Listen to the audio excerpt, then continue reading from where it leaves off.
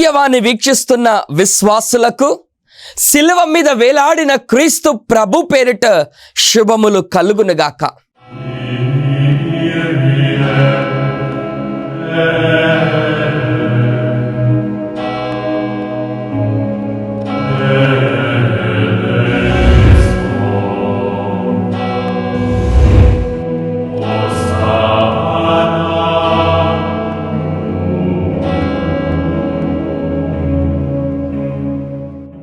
ప్రభు మీ అందరితోనూ ఉండునుగాక.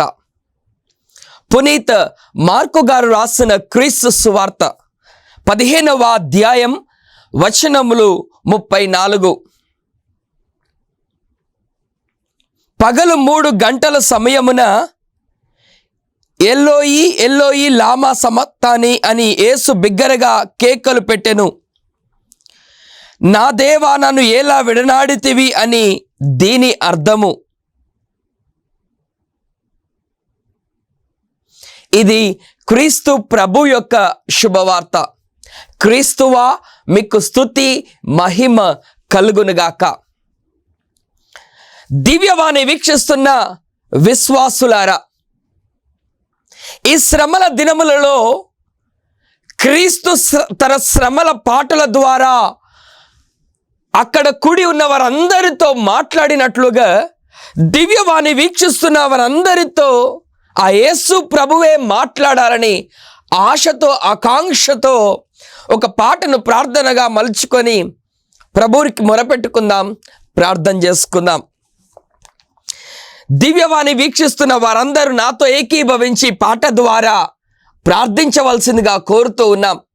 మీ అందరి కోసం నేను ఏ విధంగానైతే తపన పడి ఆశ కలిగి ప్రభుకు మొరపెడుతున్నానో, మీరు కూడా దేవుని యొక్క వాక్కును వినుటకు అంతే తపన ఆశ కలిగి నాతో ఏకీభవించి ప్రార్థించవలసిందిగా కోరుతూ ఉన్నాం. ప్రైజ్ ద లార్డ్, హల్లెలూయా. నా చేయి పట్టి నడిపించు యేసా, నీవేగ నా మార్గము. నా చేయి పట్టి నడిపించు యేసా, నీవేగ నా మార్గము. నా నోట నీ మాట పలికించు దేవా, నీవేగ నా వేదం. నా నోట నీ మాట పలికించు దేవా, నీవేగ నా వేదం. నా పయనమందు ముందుండి నడుపు, నీవేగ నా స్వరము. నా పయనమందు ముందుండి నడుపు, నీవేగ నా సర్వము. నా చేయి పట్టి నడిపించు దేవా, నీవేగ నా మార్గము. నా నోట నీ మాట పలికించు యేసా, నీవేగ నా స్వరము. నీవేగ నా స్వరము. మా ముందుండి నడుపు వాడవు నీవేనయ్యా, మా నోటిలో ఉండి మాట్లాడవాడవు నీవేనయ్యా. మా తలంపులో, మా నోటిలో, మా యొక్క అణువులో ప్రభువా నీ ఆత్మను ఉంచండి, నీ ఆత్మశక్తి బలమును ఉంచండి. మత్తయి సువార్త 4వ అధ్యాయం 4వ వచనములో మానవుడు కేవలము రొట్టె వలననే జీవించడు, కానీ ప్రభు వచించు ప్రతి మాట వలన జీవించును అని నీ వాక్యం ద్వారా సెలవిస్తున్నావు. నా నోటిలో ఉన్నది, నీ వాక్కు ప్రభువా ఆనాడు ఇర్మియాతో పలికినట్లుగా ఈనాడు మా అందరితో పలుకుతున్న దేవుడవు ప్రభువా, నీవే స్వయముగా మాట్లాడుమని, నీ వాక్యం వినుటకు, నీ వాక్కు ద్వారా మా జీవితంలో అద్భుతములు జరుగుటకు ఈ శ్రమల దినములలో నీ అనుగ్రహాన్ని ప్రసాదించుమని, నీ శక్తిని ప్రసాదించుమని, నీ బలముతో నింపుమని మా నాథుడును మీ కుమారుడు శిలువ మీద వేలాడిన యేసయ్య పేరిట అడిగి బ్రతిమాలు కొనుచున్నాము తండ్రి. Amen, amen, amen. Praise the lord, praise the lord. Divyavani వీక్షిస్తున్న విశ్వాసులారా, అందరూ బాగున్నారా? ఈ శ్రమల దినములలో మీ జీవితాన్ని ఏ విధంగా గడుపుతూ ఉన్నారు? దివ్యవాణి వీక్షిస్తున్న విశ్వాసులారా, ఈ శ్రమల దినములలో మీ జీవితాన్ని ఏ విధంగా గడుపుతూ ఉన్నారు? మీ అందరి కోసం నేను దేవునికి మొరపెట్టాను, దేవుడితో మాట్లాడాను. ప్రభువా, ఈ దివ్యవాణి వీక్షిస్తున్న వారందరితో ఏమి మాట్లాడాలని ఆశపడుతున్నావని చెప్పి ఆ ప్రభువుని అడిగినప్పుడు ప్రభు నాతో మాట్లాడాడు. మాతో మాట్లాడి అంటున్నాడు, నేను నిన్ను మరవలేదు అంటున్నాడు. దేవునికి స్తోత్రం. నేను నిన్ను మరవలేదు అంటున్నాడు. ఇదే దేవుని అంశం. దేవుడు దివ్యవాణి వీక్షిస్తున్న వారందరికీ కూడా ఇచ్చు అంశం ఇదే, మరవని దేవుడు. ఈరోజు ముఖ్యమైన అంశం మరవని దేవుడు. మార్కు సువార్త 15వ అధ్యాయం 34వ వచనంలో రాయబడి ఉంది. యేసు ప్రభువే స్వయంగా పలుకుతున్న మాట. 3 గంటల సమయమున ఏలోయి ఏలోయి లామా సమక్తాని అని చెప్పి క్రీస్తు ప్రభు పలుకుతున్నాడు. దీని అర్థం ఏమిటి? నా దేవా, నన్ను ఎలా విడనాడితివి అని చెప్పి క్రీస్తు ప్రభువే స్వయముగా తన తండ్రితో మాట్లాడుతూ ఉన్నాడు. ఎందుకు క్రీస్తు ప్రభు ఈ మాట మాట్లాడాడు? నిజంగా తండ్రి క్రీస్తు ప్రభు మరిచిపోయాడా? నీ దేవుడు నిన్ను మరిచిపోయే దేవుడా? నీ దేవుడు, నువ్వు నమ్ముకున్న దేవుడు నిన్ను మరిచిపోయే దేవుడా? దివ్యవాణి వీక్షిస్తున్న విశ్వాసులారా, క్రీస్తు ప్రభువుని దూషిస్తున్నప్పుడు తండ్రి మరిచిపోయాడా? క్రీస్తు ప్రభువుని కొరడాలతో కొడుతున్నప్పుడు తండ్రి మరిచిపోయాడా? క్రీస్తు ప్రభువు తల శిరస్సుపై ముళ్ళ కిరీటము పెట్టి వేదన పొందుతున్నప్పుడు తండ్రి మరిచిపోయాడా?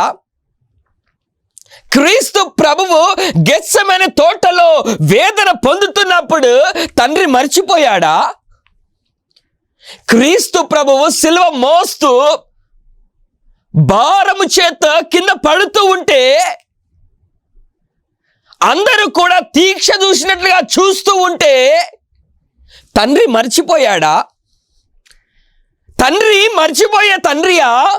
ఆ కుమారుడు అంటున్నాడు, ఎలోయి ఎలోయి లామా సమక్తాని అంటూ ఉన్నాడు. నా దేవా, నా దేవా, నన్ను ఎలా మరిచితివి అంటున్నాడు. ఈ శ్రమల్లో, అంటే క్రీస్తు పడిన శ్రమల్లో, క్రీస్తు పడిన బాధల్లో, క్రీస్తు పడిన ఇబ్బందుల్లో తండ్రి మర్చిపోయాడా?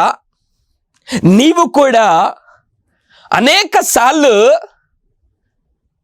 ఇటువంటి ప్రశ్న వేసుకుంటూ ఉండవచ్చు.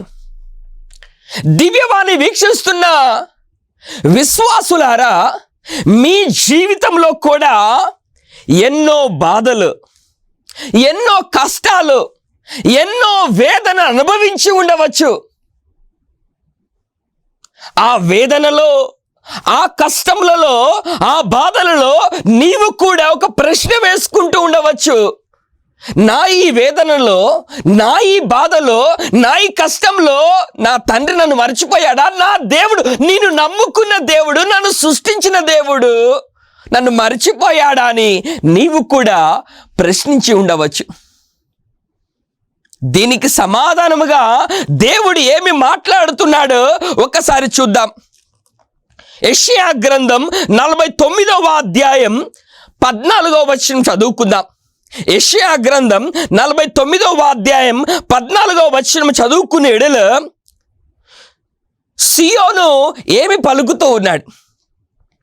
ప్రభు నన్ను పరిత్యజించెను, నన్ను విస్మరించెను అని సియోను పలికెను అని.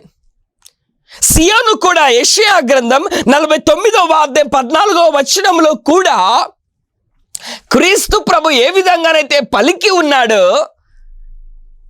ప్రవక్త ఇదే విధంగా పలుకుతూ ఉన్నాడు. నన్నేమైనా మర్చిపోయావా, పరిత్యజించావా, విడిచిపెట్టావా అని చెప్పి అంటున్నాడు.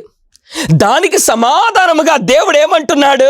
స్త్రీ తన పసికందును మర్చిపోవును, తన ప్రేగును పుట్టిన బిడ్డను జాలి చూపకుండును, ఆమె తన శిశువును మరిచినను నేను మాత్రము నిన్ను మరవను అంటున్నాడు. యెషయా ప్రవక్త ద్వారా దేవుడు నీతో నాతో మనందరితో పలుకుతున్న సత్యం ఏమిటి అనంటే, ప్రేగును పుట్టిన ఒక బిడ్డను తల్లి మర్చిపోతుందేమో, మర్చిపోయే సంఘటన ఎదురవుతాయేమో, పరిస్థితులు ఎదురవుతాయేమో, కానీ నేను నిన్ను మరవను దేవుడను అని చెప్పి పలుకుతున్నాడు. అంతేకాకుండా 16వ వచనంలో చాలా చక్కగా రాయబడి ఉంది, నేను నీ పేరును నా అరచేతి మీద రాసుకొంటిని, నీ ప్రకారము నిత్యము నా కన్నుల ఎదుట నిలిచి ఉన్నది అని ప్రభువే స్వయముగా యెషయా ప్రవక్త ద్వారా ఈ సత్యమును మనకు బయలుపరుస్తూ ఉన్నాడు. బయలుపరుస్తున్న దేవుడు యెషయా గ్రంథం 46వ అధ్యాయం 3వ వచనములో కూడా చదువుకునే ఎడలు ప్రభు యొక్క సత్యాన్ని మనం బయలుపరుస్తున్నాడు. యెషయా గ్రంథం 46వ అధ్యాయం 3వ వచనము, యాకోబు వంశీయులారా, ఇశ్రాయేలునందు మిగిలి ఉన్నవారలారా, నా మాటను వినుడు అంటున్నాడు. దేవుడే స్వయముగా ఇశ్రాయేలుతో, యాకోబు వంశీయులతో దివ్యవాణి వీక్షిస్తున్న నీతో నాతో మనందరితో పలుకుతున్న సత్యం ఇది. ఒకసారి నిగూఢమైన రహస్యాన్ని తెలుసుకుందామా? నా మాట వినుడు అంటున్నాడు. దివ్యవాణి వీక్షిస్తున్న విశ్వాసులారా, ఈరోజు మీరు దేవుని మాటను వినాలి. ఏమంటున్నాడు దేవుడు? ఒకసారి చదువుకుందాం. మీరు పుట్టినప్పటి నుండి నేను మిమ్ము భరింతును, మీరు జన్మించినప్పటి నుండి నేను మిమ్ము మోసితిని, మీరు వృద్ధులకు వరకును నేను మీకు దేవుడను, మీ తల నలసిన దాకా నేను మిమ్ము మోయుదును, నేను మిమ్ము సృష్టించితిని, మిమ్ము భరింతును, నేను మిమ్ము మోయుదును, రక్షించుదును అంటున్నాడు. దేవుడే స్వయంగా పలుకుతున్న మాట. నేను మిమ్ము సృష్టించాను, భరిస్తాను, రక్షిస్తాను, దీవిస్తాను అని చెప్పి పలుకుతున్నాడు. దేవుడు మరవని దేవుడు అండి. దేవుడు విడిచిపెట్టని దేవుడు, దేవుడు విడనాడటువంటి దేవుడు. అందుకనే దేవుడు చాలా స్పష్టంగా తన నిగూఢమైన రహస్యం ద్వారా ఒక పలుకుతూ ఉన్నాడు. యెషయా గ్రంథం 46వ అధ్యాయం 5, 6, 7 ఈ విధంగా వచనం పలుకుతున్న ఎడలు ఒక సత్యం అక్కడ రాయబడి ఉంది. ఒక సత్యం అక్కడ రాయబడి ఉంది. నాకు సాటివాడు ఎవరు? నాకు సాటివాడు ఎవరు? యెషయా గ్రంథం 46వ అధ్యాయం 5వ వచనం చదవండి. దేవుడే స్వయముగా దివ్యవాణి వీక్షిస్తున్న వారందరినీ ప్రశ్నిస్తున్నాడు, నాకు సాటివాడు ఎవరు? నిజమే, ఆయనకు సాటివాడు ఎవరు లేరండి. నీ తల్లి లేదు, నీ తండ్రి లేరు, నీ సహోదరులు లేరు, నీ సహోదరి లేదు. ఈ లోకంలో ఆయనకు సాటి ఎవ్వరు లేరండి. ఇది వాస్తవం, ఇది యథార్థం.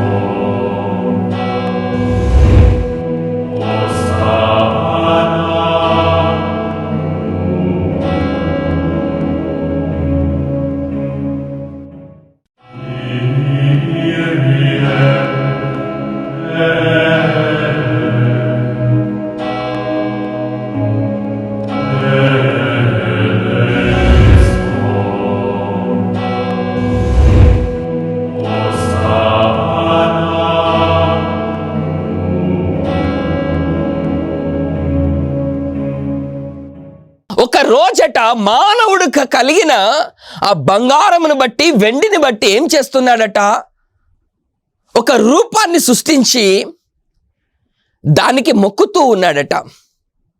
మొక్కుతూ ఉన్నాడు, రక్షించమని అడుగుతూ ఉన్నాడు. తను తయారు చేసిన ఒక రూపాన్ని, ఒక బొమ్మను తయారు చేసి మొక్కుతున్నాడు, రక్షించమని అడుగుతున్నాడు. దేవుడే స్వయంగా ప్రశ్నిస్తూ అంటున్నాడు. యెషయా గ్రంథం 46వ అధ్యాయం 7వ వచనం చివరి భాగంలో, అది నిన్ను రక్షించునా అని అంటున్నాడు. నిజమే, దానికి నీవు మొక్కినచో, దానికి నీవు మొరపెట్టినచో అది నిన్ను రక్షించునా? లేదండి, అది లేదు. నీ అపాయముల నుండి, నీ కీడుల నుండి, నీ ఆటంకముల నుండి అది నిన్ను రక్షించునా? లేదండి, రక్షించలేదు. నిన్ను రక్షించినది ఎవరు? నేనే అని ప్రభు పలుకుతున్నాడు. శిలువ మీద వేలాడిన ఆ క్రీస్తు ప్రభువుని రక్షించిన వాళ్ళు ఎవరు? దివ్యవాణి వీక్షిస్తున్న విశ్వాసులారా, శిలువ మీద వేలాడిన, శ్రమలు అనుభవించిన, కష్టాలు అనుభవించిన, శిలువను మోసిన ఆ క్రీస్తు ప్రభువుని రక్షించింది ఎవరు? ఎవరండి? అక్కడ ఎంతో మంది క్రీస్తు ప్రభువు చేత అద్భుతములు పొందిన వాళ్ళు ఉండొచ్చు, ఆశ్చర్య కార్యములు పొందిన వాళ్ళు ఉండొచ్చు.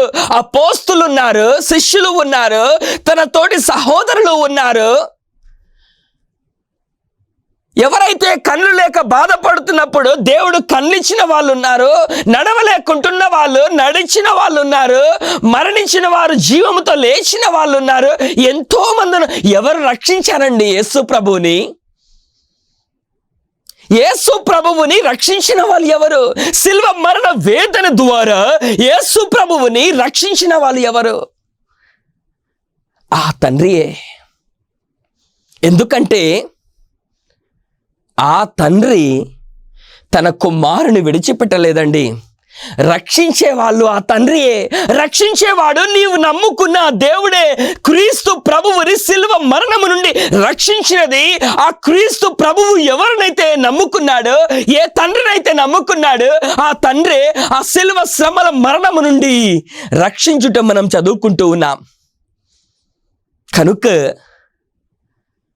నాకు సాటివారు ఎవరు అని ఆ దేవుడే ప్రశ్నిస్తున్నాడు. యెషయా గ్రంథం 46వ అధ్యాయం 5వ వచనం చదువుకునేడు చాలా స్పష్టంగా ఆ ప్రభు మాట్లాడుతూ అంటున్నాడు. అందుకని యెషయా గ్రంథం 41వ అధ్యాయం 12, 13 వచనం చదువుకునేడుల, మరి ముఖ్యంగా 13వ వచనం చదువుకునేడుల, నీ దేవుడవైన ప్రభువునైన నేను నీకు బలమును వసగుదును, నీవు భయపడకుము అంటున్నాడు. నీవు భయపడకు అంటున్నాడు.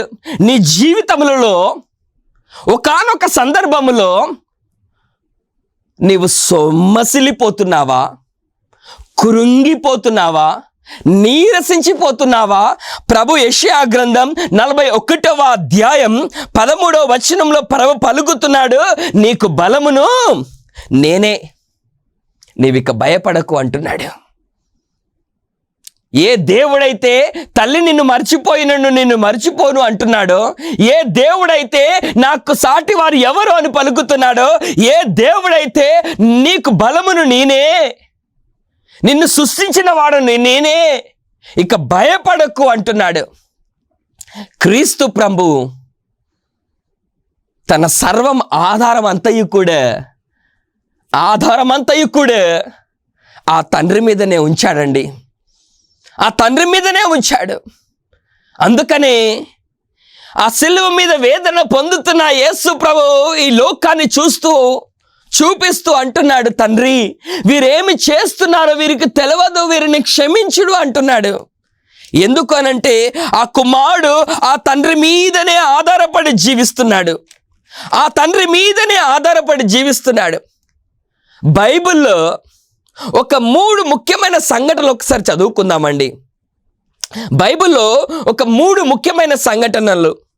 ఆదికాండం 37వ అధ్యాయం నుండి చదువుకునేడల పూర్వ నిబంధనలోని యోసేపు యొక్క కుటుంబం, యోసేపు గురించి అక్కడ రాయబడి ఉంది.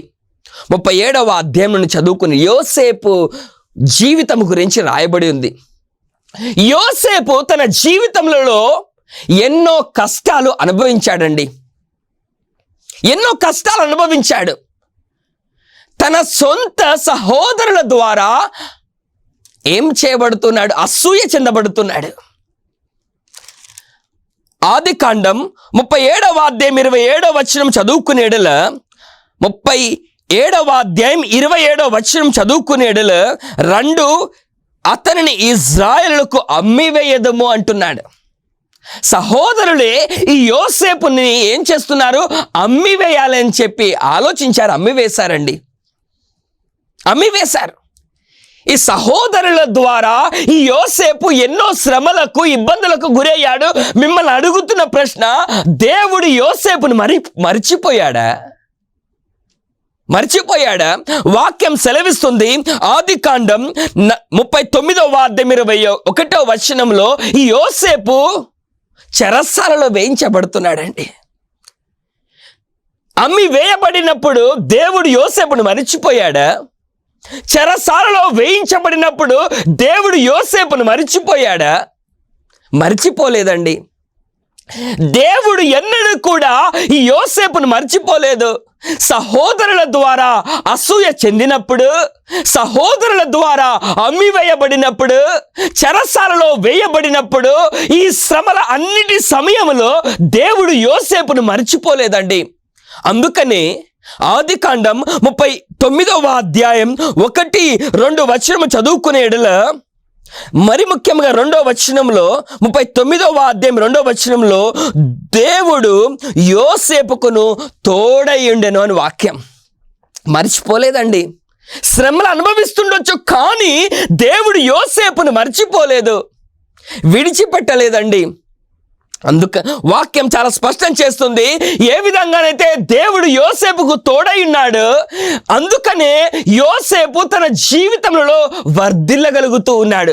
ఉన్నత స్థానమునకు లేవనెత్తబడుతున్నాడు, రక్షించబడుతున్నాడు. ఆయన ద్వారా ఆ కుటుంబము రక్షించబడుతుందండి. ఆ కుటుంబము రక్షించబడుతుంది. వాక్యం చాలా స్పష్టం చేస్తూ ఉన్నాడు. దేవునికి స్తోత్రం. అంతేకాకుండా మనము ద్వితీయోపదేశ కాండం 8వ అధ్యాయం 2వ వచనం చదువుకునేడల, ద్వితీయోపదేశ కాండం 8వ అధ్యాయం 2వ వచనం చదువుకునేడల, ఇజ్రాయేలు ప్రజలు 40 సంవత్సరములు ఎడారిలో నడిచారు అని చెప్పి వాక్యం సెలవిస్తుంది. ఎడారిలో ఇజ్రాయేలు ప్రజలు 40 సంవత్సరములు నడుస్తూ ఉండగా దేవుడు ఇజ్రాయేలు ప్రజలు మర్చిపోయాడా? మర్చిపోలేదండి. మర్చిపోలేదు. దేవుడు ఇజ్రాయేలు ప్రజలు మర్చిపోలేదండి. వారు ఆకలిగొని ఉన్నప్పుడు ఆకలిని తీరుస్తున్నాడు, దప్పిక కొని ఉన్నప్పుడు దప్పికను తీరుస్తున్నాడు. ఎర్ర సముద్రం అడ్డుగా ఉన్నప్పుడు ఎర్ర సముద్రాన్ని చీలుస్తున్నాడు. ఎరికో గోడలు అడ్డుగా ఉన్నప్పుడు ఎరికో గోడలు కూల్చివేస్తున్నాడు. ఎంతో మంది శత్రువులు, సైన్యములు ముందుండి నన్ను విజయంను ప్రసాదిస్తున్నాడు. 40 సంవత్సరములు ఇజ్రాయేలు ప్రజలు ఎడారిలో నడుస్తుండగా దేవుడు ఆ ఇజ్రాయేలు ప్రజలను మర్చిపోలేదండి, మర్చిపోలేదు. మూడవ సంఘటనగా మనం ఏలియా యొక్క జీవితాన్ని చూద్దాం. ఏలియా యొక్క జీవితం ఏం జరుగుతుంది? రాజుల మొదటి గ్రంథం 19వ అధ్యాయం మరి ముఖ్యంగా 2-3 వచనాలు చదువుకునేడుల రాణి తలంచుతూ ఉంది.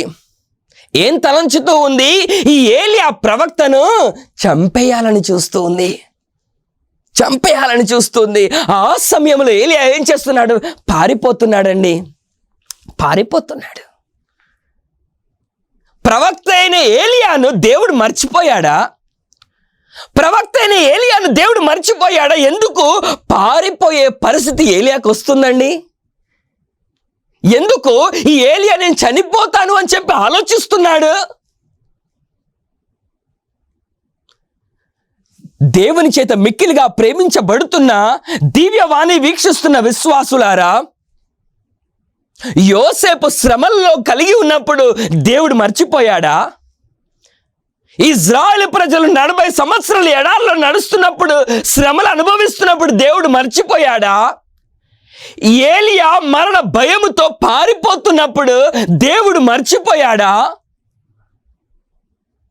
క్రీస్తు ప్రభువు సిలువ వేదన అనుభవిస్తున్నప్పుడు దేవుడు ఏమైనా మర్చిపోయాడా? మర్చిపోలేదండి, మర్చిపోలేదు. యోసేపుకు దేవుడు తోడయుండనని వాక్యం సెలవిస్తున్నట్లుగా ఏలియాకు భోజనం తినుటకు దేవుడు ఆ రొట్టెను నీరుని ప్రసాదించినట్లుగా మరణము నుండి జీవమును ప్రసాదించు దేవుడు క్రీస్తు ప్రభుకు తోడై ఉన్నట్లుగా నీ జీవితంలో కూడా తోడై ఉండబోతున్నాడండి. అందుకనే యెషయా గ్రంథంలో పలకబడుతున్నట్లుగా ప్రేగును పుట్టిన బిడ్డను ఒక తల్లి మర్చిపోతుండొచ్చేమో, ఒక తండ్రి మర్చిపోతుండొచ్చేమో. నీ శ్రమలలో, నీవు పడుతున్న ఇబ్బందుల్లో నీ కుటుంబం వారే నిన్ను మర్చిపోతుండొచ్చేమో. నీవు నా అని అనుకున్న వారు నిన్ను మర్చిపోతుండొచ్చేమో. నీ శ్రమల్లో, నీ బాధల్లో, నీ ఇక్కట్లలో, నీ వేదనలో వారు నిన్ను మర్చిపోతుండొచ్చేమో. వాక్యం సెలవిస్తుంది, దేవుడు నిన్ను మర్చిపోయే దేవుడు కాదండి. ఈ శ్రమల దినములలో నువ్వు అనుకుంటున్నావా, దేవుడు నన్ను మర్చిపోయాడా ఈ శ్రమల సమయంలో అని? శ్రమల సమయంలో గుర్తుంచుకో, దేవుడు నిన్ను మర్చిపోయే దేవుడు కాదు. ప్రార్థన చేసుకుందాం, మొరపెట్టుకుందాం. మమ్మల్ని మిక్కిలుగా ప్రేమిస్తున్న మా తండ్రి, మేము అనేక సందర్భాల్లో ఎదుర్కొన్న శ్రమలను బట్టి, ఇబ్బందులను బట్టి, కష్టాలను బట్టి మేము అనుకున్నామయ్యా, దేవుడు నన్నేమైనా విడిచిపెట్టాడా, మర్చిపోయాడా అని. లేదయ్యా, నేను నిన్ను మర్చిన దేవుడును కాదు అంటున్నావు. నిజమే ప్రభువా, నీవు మమ్మల్ని విడిచే దేవుడవు కాదు, నీవు మమ్మల్ని మర్చిపోయే దేవుడవు కాదు, నీవు మమ్మల్ని తృణీకరించే దేవుడవు కాదు ప్రభువా. మమ్మల్ని ఎన్నడూ కూడా మర్చిపోక, తృణీకరించక, మా చేయి పట్టి మాలో ఉండి ఆ యోసేపుకు నువ్వు తోడై ఉన్నట్లుగా, ఆ ఏలియాకు నువ్వు తోడై ఉన్నట్లుగా, యేసు ప్రభువుకి శ్రమల సమయంలో తోడై ఉన్నట్లుగా బలమును వసగు వాడవు నేనే అంటున్న దేవుడవయ్యా. ఈ శ్రమల దినములో మాకు బలముగను, మాకు శక్తిగను, మా పాపము లెక్కింపక, మా దోషములను బట్టి శిక్షింపక, క్షమించి రక్షించి దీవించమని, మాకు నిత్యము తోడై ఉండి మాతో ఉండమని మా నాథుడును మీ కుమారుడు యేసయ్య పవిత్రమైన నామములో అడిగి బ్రతిమాలు కొనుచున్నాము తండ్రి. Amen, amen, amen. ప్రభు మీ అందరితోనూ ఉండునుగాక. సర్వశక్తిమంతుడైన సర్వేశ్వరుడు పితా, పుత్ర, పవిత్రాత్మ సదాశీర్వదించి దీవించి కాచి కాపాడుదురుగాక. Amen, amen, amen.